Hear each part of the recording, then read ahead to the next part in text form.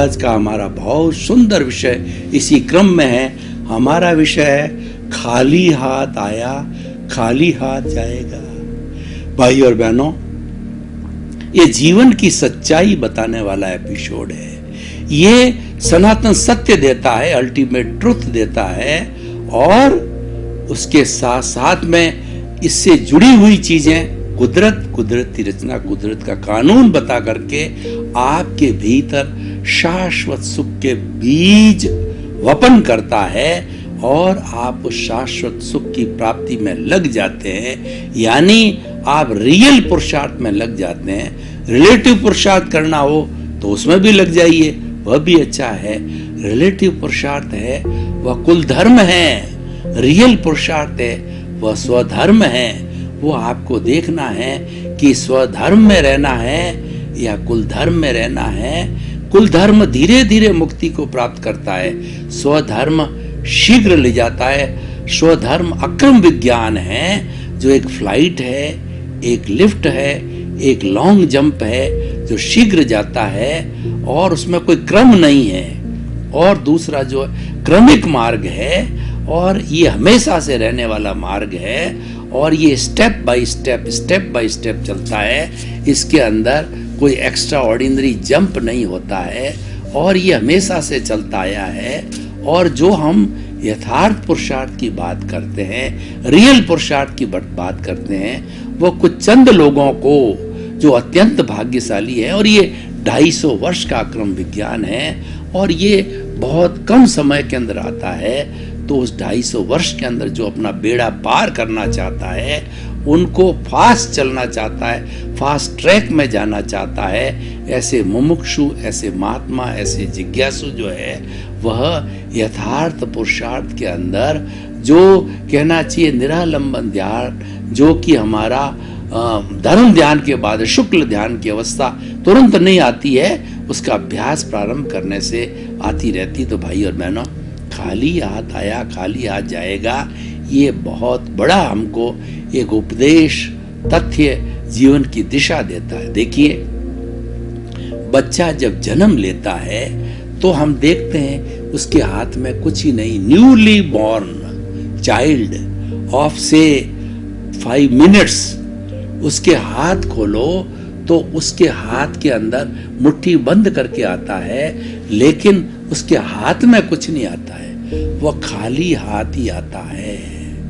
और दूसरा पक्ष लेते हैं कि जब इंसान की डेड बॉडी हो जाता, मर जाता है, तो मरने के बाद भी जो है उसके हाथ खुले रहते हैं, और खुले हाथों से जो है उसको जला दिया जाता है। शव यात्रा में राम नाम सत्य करके और कई श्लोक बोल करके कि सत्य जो है वो अर्यंत ही सत्य है और अंतिम तथ्य ही सत्य है, इस बातों की हम करके और उसको जला देते हैं। अब आप देखिए कि जब खाली हाथ आए हैं और खाली हाथ जाना है, तब हमको क्या करना है, ये समझने की बात है।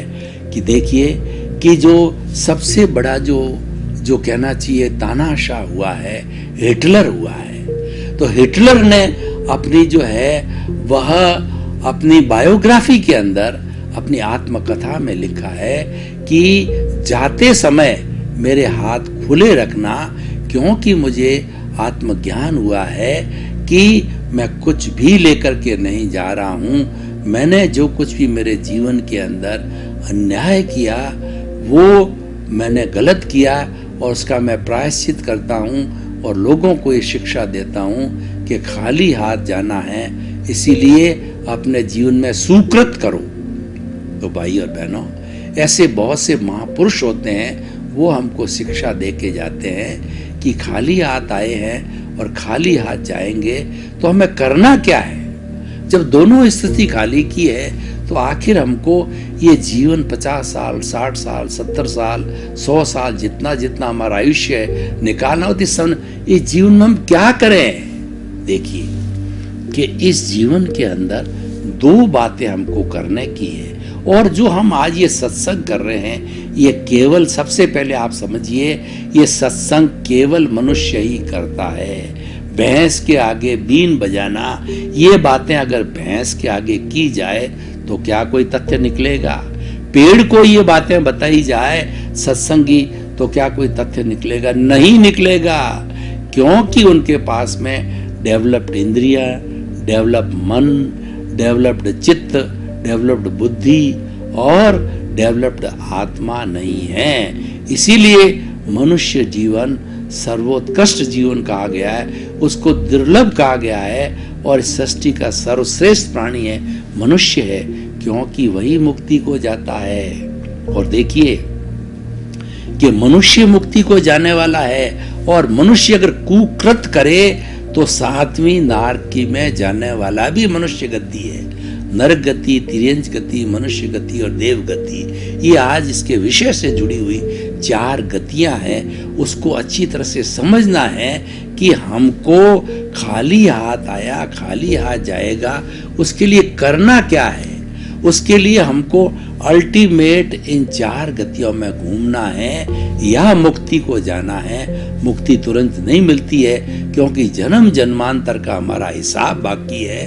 हमारा कार्बन शरीर में राग द्वेष का जो है वह कम से कम एक भव तो हमें, बहुत ही तेज फास्ट से चले व्यक्ति तो एक भव तो और करना ही पड़ेगा।